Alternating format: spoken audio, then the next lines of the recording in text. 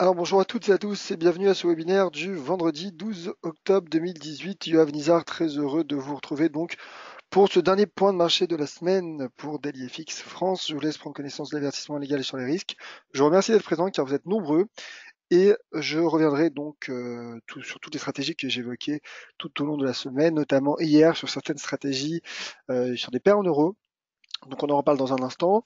Je vous rappelle bien sûr que vous disposez du chat pour réagir, me dire ce que vous pensez justement de ces stratégies, si vous êtes d'accord ou non, mais surtout pour me poser toutes vos questions. Bonjour d'ailleurs à Raymond et à Christian qui sont présents. Merci d'être présents, merci d'être fidèles à ce rendez-vous. Alors, l'avertissement légal sur les risques. Donc le trading avec effet de levier amplifie toujours les gains et les pertes. Un compte risque limité présente un risque de perte du capital investi. L'investissement sur compte titre présente un risque de perte en capital. IG fournit exclusivement un service d'exécution d'ordre. Cette présentation est donnée à titre indicatif et ne saurait être considérée comme un conseil ou une recommandation. Voilà donc pour l'avertissement. Lisez-le bien et donc n'hésitez pas donc à réagir sur le chat et me dire ce que vous pensez de toutes ces stratégies. On va débuter ce webinaire avec un point rapide, comme j'ai l'habitude de le faire ces derniers temps, sur l'euro et le dollar, donc sur le graphique EXY qui est finalement un indice qui prend finalement qui est composé des principales paires majeures en euros avec différentes pondérations. Bien sûr, la plus importante est le dollar américain et l'euro, donc, comme nous montre ce graphique, qui remonte. Donc ça, en effet, comme je l'ai indiqué hier, c'est un élément qui va me permettre, en tout cas moi en tant qu'analyste, que je vais garder en tête et qui va me permettre donc de m'orienter notamment sur mes différentes stratégies, en l'occurrence avec les paires en euros. Alors ce qu'il faut savoir sur cet indice, c'est qu'en effet, après avoir rebondi, le cours est en train de franchir cet ancien support majeur à 115,3. Et donc en effet, si ce breakout se confirme, puisqu'en effet la séance du jour n'est pas encore clôturée, si ce breakout se confirme, le cours qui pourrait donc prendre la direction de cette zone de résistance située entre 117,5 et 117,8. Donc voilà, il reste une marge de progression à l'EXY d'un point de vue technique. Un pullback sur 115,3 en effet relancerait le cours de l'euro. Alors brièvement, le dollar américain, l'indice DXY, pour montrer à l'inverse que le dollar américain, lui, baisse. Alors en intraday, lui, en effet, il se stabilise, mais il est en phase de repli, en phase de correction, depuis notamment ce point haut du 4 octobre, sous la forme d'ailleurs d'un pendu suivi d'une shooting star, vous voyez. Donc en tout cas, l'analyse technique pour le moment montre une tendance plutôt latérale, une tendance indécise du dollar américain qui se maintient d'ailleurs sous ses plus hauts annuels face à un panel de devises majeures, mais le cours qui est en phase de repli et qui teste d'ailleurs le seuil à 95. Alors, concernant les stratégies en euros, alors déjà l'euro-dollar, bien sûr, l'euro-dollar, car j'en ai beaucoup parlé cette semaine, avec ce rebond qui aura finalement pris forme. C'est vrai que je parlais de cette hypothèse en début de semaine, puisqu'il y a eu lundi une bougie qui a clôturé sous la forme, alors non pas d'un marteau, mais en tout cas une bougie qui ressemble d'un marteau. Vous voyez cette bougie que je montre avec mon curseur en rouge. Je vais zoomer un petit peu. Voilà cette bougie. Et qui a été suivie par un doji aux allures de marteau également. Le tout sur une zone de support composée de cette ancienne résistance de long terme à 1,1455 et de sa droite de tendance haussière qui part du 3 janvier dernier. Donc finalement, l'analyse technique a été plutôt limpide sur le taux de change euro-dollar qui se stabilise lui aussi à l'intérieur d'une tendance latérale, mouvement latéral, et le cours qui a franchi hier cet ancien support qui était en quelque sorte le premier test majeur à court terme pour l'euro-dollar et qui se situe à 1,1541.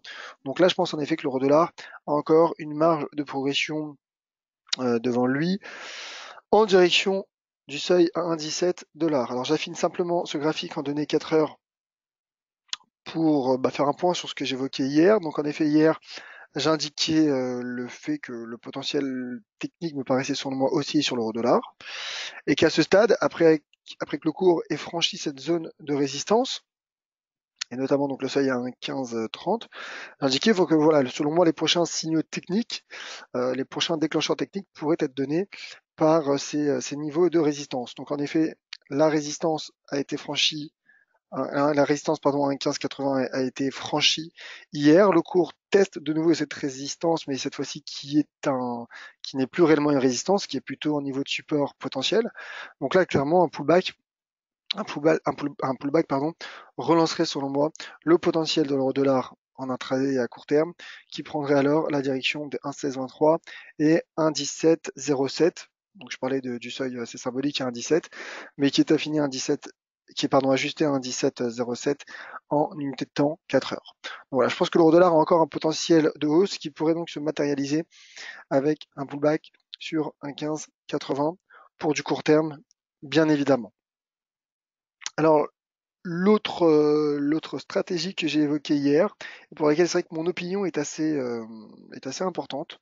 Euh, donc voilà, bien sûr en trading on n'est jamais sûr de rien sur les marchés, mais voilà, je pense qu'il y a un potentiel de rebond du taux de change euro-GBP. Voilà, typiquement c'est l'une de mes stratégies favorites de cette fin de semaine. Pourquoi? Or, rappelons le contexte, hein, le cours qui se replie depuis la fin du mois d'août, en rebond de la livre sterling face à l'euro. D'ailleurs, épaule tête épaule qui a été enclenché. Mais voilà, le cours a retrouvé une zone de résistance, une zone de support pardon, majeure entre 0,8620 et 0,8732.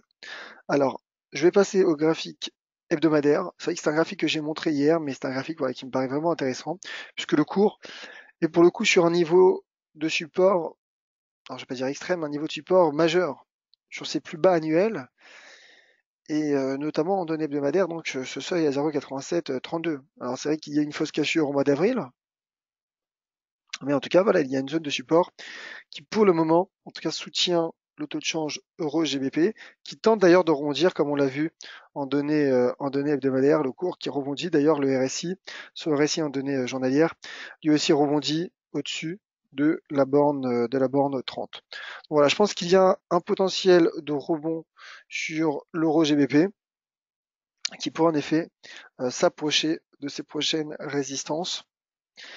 En l'occurrence, donc ça c'est pour du moyen long terme, hein, puisque nous sommes en données hebdomadaires, celle qui est située à 0,8979. Donc là, typiquement, ça aurait pu être une des stratégies, une de mes stratégies de la semaine, sauf que cette configuration est apparue récemment. Donc c'est vrai que je ne l'ai pas donné lundi. Euh, Puisque je rappelle hein, pour les nouveaux d'entre vous, chaque lundi à 16 heures, je propose un point de marché, la stratégie de la semaine sur un autre lien d'inscription que vous pourrez trouver sur dailyfx.fr, dans lequel justement j'évoque une stratégie de la semaine. Donc là, typiquement, c'est vrai que l'euro GBP aurait pu être l'une de ces stratégies. On verra où en sera le cours lundi. S'il n'a pas beaucoup fluctué, peut-être que je reviendrai sur cette stratégie. Voilà, donc on verra, mais en tout cas, pour le moment, moi j'ai plutôt un sentiment haussier sur l'euro GBP, en tout cas de rebond, avec notamment cette tendance latérale de long terme, et d'autant plus que le graphique de l'XY paraît montrer un potentiel de reprise également sur l'euro. Voilà. Voilà pour l'euro GBP. L'euro canadien, l'euro dollar canadien, qui lui a franchi hier cet ancien support, 1,50-57. Donc là, il teste en effet cet ancien support, voilà, ce seuil d'inversion de polarité en tout cas.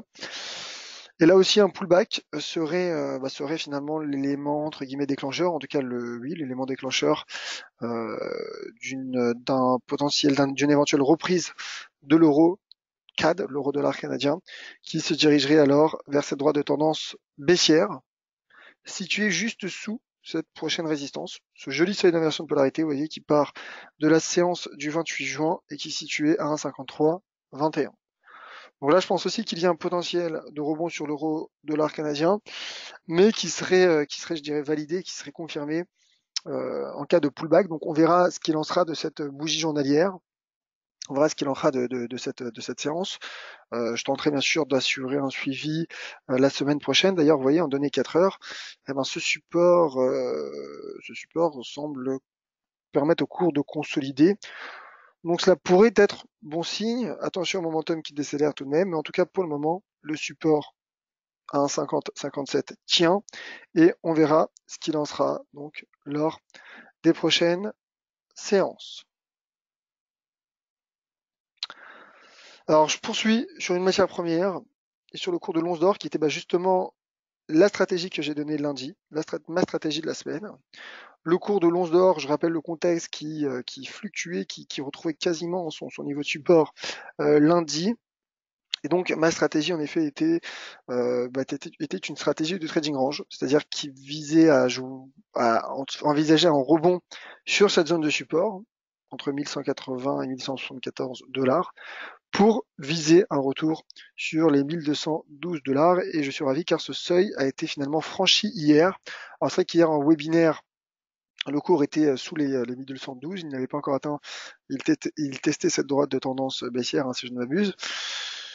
Et donc en effet, j'ai appelé peut-être à la prudence pour ceux qui auraient profité pour ceux qui avaient éventuellement profité de cette stratégie. Donc j'ai appelé en effet à la prudence en raison finalement du fait qu'il y ait moins de pips potentiels à engranger, moins de points potentiels à engranger que risqués.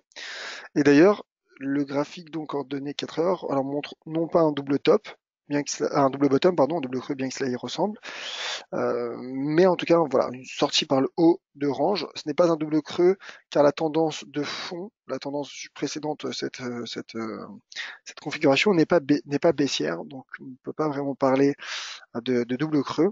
Mais en tout cas, le franchissement de cette zone de résistance, clairement, selon moi, procure un potentiel aussi au cours de l'once d'or, qui d'ailleurs, le RSI, enfin le RSI en 4 heures a franchi, est en train de franchir la borne 70. Donc, je maintiens, à présent, enfin, non, je ne maintiens pas puisque mon objectif était à 1212 dollars, mais je pense que le cours de l'or pourrait atteindre en swing trading ces seuils à 1234 dollars et éventuellement sur du moyen terme 1261 dollars. Voilà. Maintenant qu'il est sorti par le haut de range, la théorie de l'analyse technique indique qu'il faille, en tout cas, qui indique qu'il y a un potentiel haussier lorsque le cours sort par le haut d'un trading range. Donc voilà, j'assurerai de toute façon un point sur cette stratégie lundi. Je reviendrai donc dans la première partie du webinaire de 16 heures sur cette stratégie, voir où en est à présent cette stratégie, quel est le potentiel à venir de cet actif, donc de l'or. Et je donnerai dans la seconde partie de ce webinaire, qui court d'ailleurs, qui est un webinaire d'une dizaine de minutes, je reviendrai donc sur la stratégie que je donnerai lundi. Donc j'attends nombreux. Voilà pour le cours de l'once d'or. Écoutez, on poursuit avec les autres stratégies évoquées cette semaine. Donc j'ai parlé des paires en euros, je voulais juste, pour être complet, parler de l'euro CHF car il y a eu un breakout hier. Il y a eu le breakout, un franchissement de cette résistance à 1,1439. Franchissement, donc le cours qui poursuit sa correction et qui pourrait atteindre, selon moi, cette prochaine résistance située à 1,1548, on voit qu'il n'est pas réellement une résistance. Alors c'est vrai qu'il y a un ancien support intéressant à surveiller à 1,1595 qui est en train de tester le cours. Maintenant, c'est vrai que j'ai positionné ce seuil à 1,1548 car il s'agit, vous voyez, du prochain sommet, et qui est situé non loin d'ailleurs de ce niveau de support. Donc je pense en effet que le cours pourrait être amené à tester cette résistance. En tout cas, voilà, je tenais à en parler car il y a eu un élément, en tout cas, il y a eu un breakout, le breakout de la résistance à 1,1439.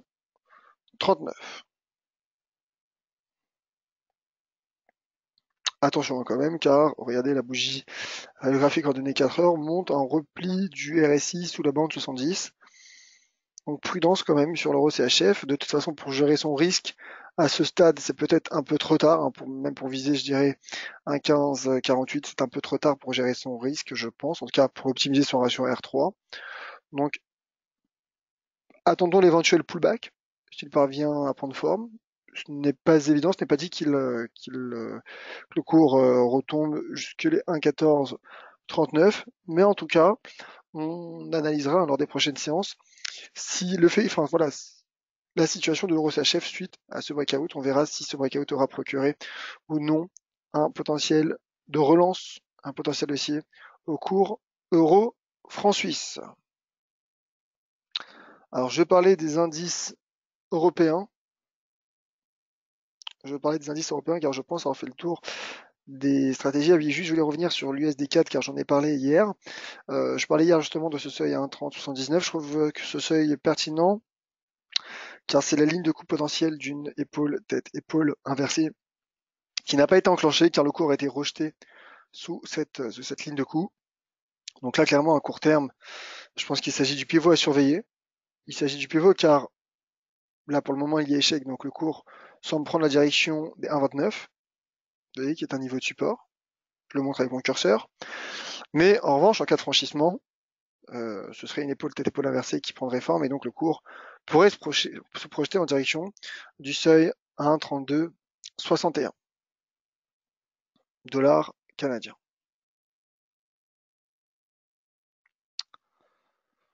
Voilà donc, et j'en profite donc pour saluer également les autres personnes qui m'ont rejoint sur le chat. Bonjour à Ronald, bonjour à Brice, voilà, bienvenue. Alors, on va regarder maintenant les indices européens. Et ensuite, je passerai aux éventuelles questions ou commentaires. Hein. Si vous en avez, n'hésitez pas, c'est le moment. Car concernant mes stratégies, je pense avoir fait le tour, à l'exception peut-être du CAC 40 et du DAX.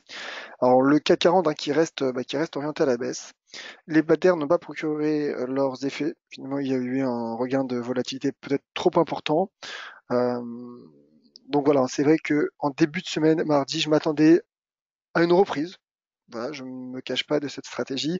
Loin de là, si c'était à refaire, je pense que j'aurais donné la même stratégie, car le cours a rebondi mardi, vous voyez, sur ce niveau de support qui est important, un niveau de support qui soutient le cours depuis la séance du 6 avril, un niveau de support à 5243, et c'est surtout comme voilà, je l'indique sur ce graphique, c'est un marteau qui a pris forme, un marteau en vert. Je zoome un peu pour que ce soit peut-être plus clair pour les personne d'entre vous, sur d'entre vous qui ne connaîtraient pas cette configuration. Donc ce marteau, le marteau qui est généralement considéré par la théorie de l'analyse technique comme une bougie de retournement à la hausse sur support. Donc en effet, je m'attendais clairement à une reprise du CAC 40 qui évolue à l'intérieur d'un trading range, mais il y a eu de cassure. Il y a eu d'ailleurs un autre marteau inversé qui a pris forme hier, mais il ne semble pas beaucoup produire ses effets. Bien que le cours tente de rebondir, mais la bougie reste rouge, hein, vous voyez. Le momentum, en tout cas le RSI, reste sous pression. Il reste finalement il teste hein, la borne 30. Et donc en effet, comme je l'indiquais hier, je préfère rester à l'écart à présent de ces stratégies, car bien que la volatilité semble ralentir quelque peu, n'oublions pas qu'il y a un sell-off hein, cette semaine, donc une semaine nettement baissière pour les indices boursiers mondiaux, mais également, et en l'occurrence européens, donc le CAC et le DAX. Voilà, je me mets en données hebdomadaires pour montrer l'importance de ce breakout. Donc là, en effet, techniquement, je dirais qu'il reste encore une marge baissière, puisque le prochain niveau de support en données journalières se situe selon moi à 5045 points. Maintenant, il y a un gap qui peut être aussi comblé. N'oublions pas qu'il y a eu un marteau inversé encore, mais bon, on a vu qu'il y a eu un marteau au début de semaine qui n'a pas produit ses effets. Donc là, en effet, je préfère rester à l'écart à l'écart en tout cas des indices européens pour le moment. Peut-être attendre la semaine prochaine, attendre peut-être un affaiblissement de cette volatilité, voir où en sont les marchés et quelle sera donc la clôture hebdomadaire ce soir. Idem hein, pour le DAX finalement. Le DAX qui lui est bel et bien baissier. En données 4 heures, il y a quelques bougies, quelques doji qui sont des bougies d'indécision, qui pourraient là aussi permettre un rebond hein, du DAX qui tente de se stabiliser. Mais au vu de la baisse importante subie cette semaine par l'indice allemand, suite d'ailleurs à ce marteau qui lui non plus n'a pas produit ses effets en doji aux allures de marteau, hein, puisqu'il y a eu breakout de cette zone de support. Voilà, je pense qu'il y a un risque technique qui subsiste malgré ce doji, encore une fois, ce doji pierre tombale. Je rappelle que le doji est une bougie d'indécision qui pourrait en effet encourager d'un point de vue technique le DAX à rebondir. Pour le moment, le DAX reste dans le rouge. Et là aussi, pas de regret pour cette stratégie de rebond, de remontée que j'avais donnée en début de semaine, car il y a eu doji qui ressemble à un marteau. marteau, hein, je pense, sur cette zone de support, entre 11 768 et 11 875 points. Donc voilà, ces stratégies n'ont pas fonctionné, au regain de volatilité. Le marché a décidé de laisser la main aux vendeurs. Et donc, en effet, je reste à présent à l'écart de toute stratégie sur le CAC ou le DAX. Bah écoutez, je vais passer aux questions puisque je pense avoir fait le tour.